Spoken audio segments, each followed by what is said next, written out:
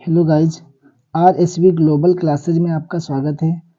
आज हम आपको क्लास 10th इंग्लिश में पोइट्री सेशन में आपको हम लेसन 1 जिसका नाम दिया गया डस्ट ऑफ स्नो, तो इसकी हम आपको समरी बताएंगे। उसके साथ साथ इसकी हिंदी एक्सप्लेनेशन भी आपको समझाएंगे।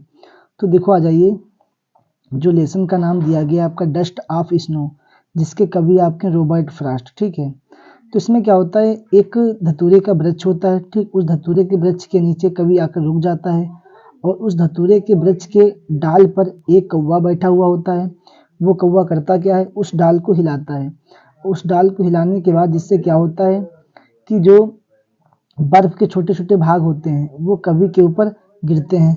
और जब कवि के ऊपर गिरते हैं, जिससे कवि की जो मनोदशा है, मतलब कवि के ऊपर जैसे बर्फ के वो भाग गिरते हैं, तो उन भाग को गिरने के बाद कवि दुखी हो जाता है।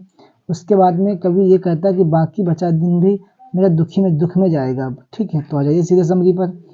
The way a crow soak down on me the dust of snow from a hemlock tree. The way means होता तरीका, ए मीन्स एक क्रो मीन्स कौवा।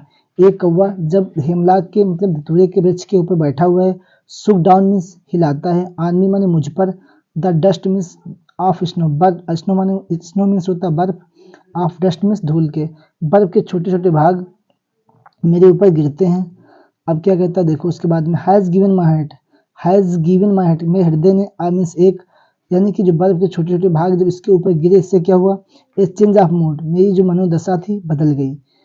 ए चेंज ऑफ मूड मीन्स मेरी मनोदशा बदल गई। एंड मीन्स और, सेव्ड मीन्स बचा हुआ, सम मीन्स कुछ, पार्ट मीन्स भाग, ऑफ ए डे मीन्स एक दिन का, और जो एक दिन का बचा हुआ जो भाग है, I had rude, I means मैं हैड रूड में दुखी रहा। कभी कहता है कि बाकी जो बचा हुआ दिन है उसमें मैं दुखी रहूँगा, ठीक है। और बस यही आपकी समरी थी, और हिंदी एक्सप्लेनेशन भी हमने आपको समझा दिया, ठीक है। तो क्लास अच्छी लगी हो तो लाइक करें एंड चैनल को सब्सक्राइब करें और लोगों को अधिक से अधिक शेयर करें। Thank you so much.